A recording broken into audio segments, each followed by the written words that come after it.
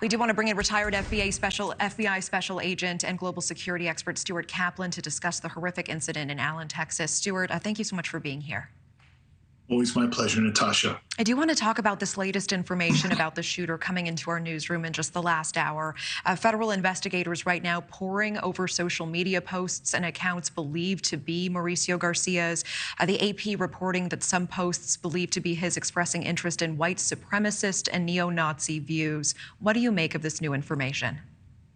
Well, again, Natasha, there's a perfect example of my argument that you have clearly an individual that is not suitable to own or possess a weapon. And notwithstanding, he's out there on social media posting all this, hatred. And yet at some point in some turn, he was able to get a hold of an assault weapon and, a trunk full of ammunition. And I just wonder and question, where are all these people, who are around him that are as, asleep, sleeping at the switch, so to speak. Why is this not brought to law enforcement before this guy erupts and goes out yesterday and carries this out? There are so many classic red flags here. And I just wonder, how is it possible, again, that we've missed all of these indicators that this guy certainly is not suitable, nor should he have ever come into contact and had the ability to possess a weapon. Yeah, and I do want to get your perspective as former FBI here, because I think we're looking at a couple of things. One, perhaps there was a change in behavior in him leading up to this shooting. We know he did move to a motel ahead of time. And also, as you alluded to, right away, as we were speaking to you early on about this, there does seem to be a paper trail that is emerging. There are troubling social media posts out there. So, Stuart, what are you saying? Is the onus on the family, the people around him, to report a change in behavior and any suspicions they might have? Or did police and investigators in this community miss several red flags that were online for everyone to see? Well, I'm not going to hold law enforcement, responsible, because they are absolutely on overload. But I will tell you that I don't know when the last time you may have taken a look at the ATF form. That form in and of itself is absolutely outdated. It completely depends upon someone filling it out honestly and candidly. And there is absolutely no indicators on that form with respect to disclosing any social media platforms that you may have had.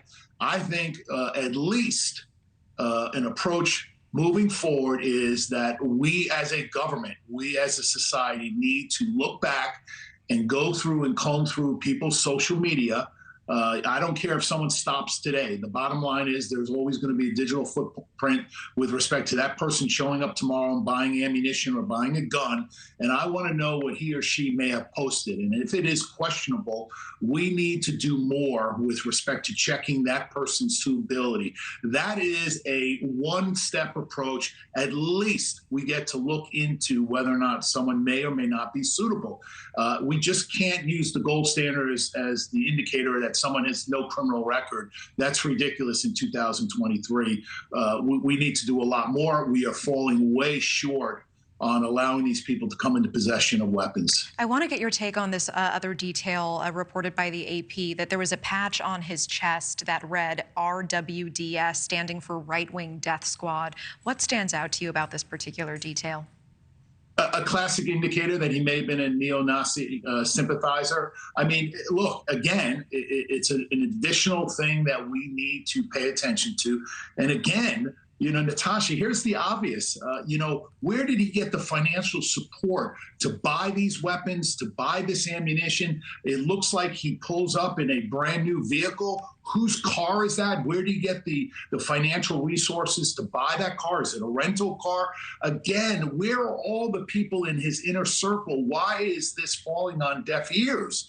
I just am astonished. And again, as this plays out in the days and weeks to come, you're going to find that all of these people are going to come forward and say something wasn't right. But again, I can't urge people enough. If you see something say something, call law enforcement, call someone, let someone know that someone is not behaving right, or someone is, having an episode of mental health crisis.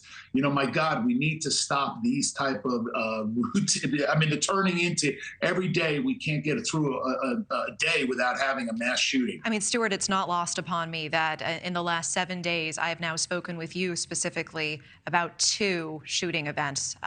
Multiple lives lost in our country in 2 different areas. Stuart Kaplan, appreciate your time as always. Thank you so much for being here. You're so welcome. Thank you for watching. Go to newsnationnow.com to find News Nation on your television provider. And don't forget to click the red subscribe button below to get more of News Nation's fact-driven, unbiased coverage.